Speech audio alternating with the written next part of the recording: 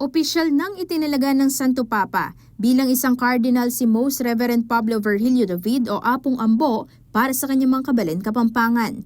Si Cardinal David na kasalukuyang Pangulo ng Catholic Bishops' Conference of the Philippines o CBCP at ang Obispo ng Diocese of Caloocan ay isa sa 21 new cardinals ng Simbahang Katolika. Tinanggap ni Apong Ambo ang kanyang pulang bereta at singsing mula kay Pope Francis sa consistory na idinao sa St. Peter's Basilica, Vatican City, Sabado, December 7.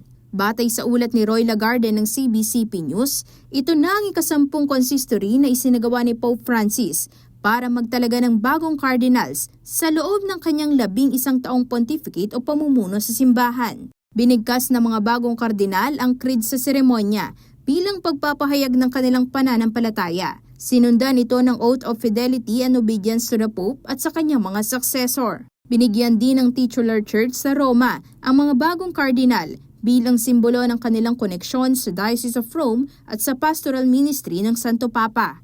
Itinilaga ang tubong Betis Guagua na si David sa Deaconry of Transfiguration of Our Lord Jesus Christ, isang 20th century church sa western suburbs ng Rome. Kabilang sa mga tungkulin ni David bilang cardinal ang pagiging bahagi ng conclave na boboto sa bagong Santo Papa sakaling mag-resign o sumakabilang buhay si Pope Francis. Siya ang ikasampung Pilipino na naging cardinal. Taong 1983, nang maordenahan bilang pari si Apong Ambo sa Archdiocese of San Fernando, Pampanga, hinirang din siyang auxiliary bishop noong 2006 sa edad na 47 at noong 2015 ay tinalaga siya ng Santo Papa bilang obispo ng Caloocan.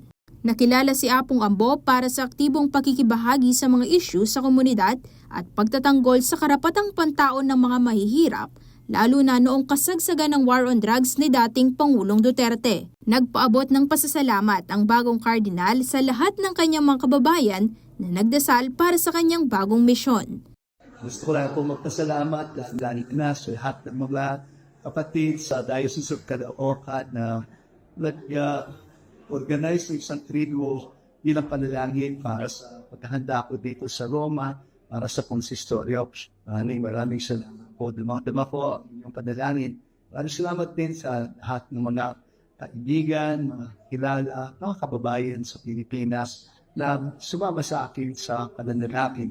Nag-post po ako tungkol sa kahulugan ng pula sa aking Facebook account. Ipasa na lang ninyo yung aking reflection doon. It was actually delivered about Red Wednesday at I think it's very relevant tungkol sa kahulugan itong masyadong pulang-pula na support and what this means for the Christian faith. So maraming salamat po ulit sa inyo at I'm looking forward sa aking pag-uwi.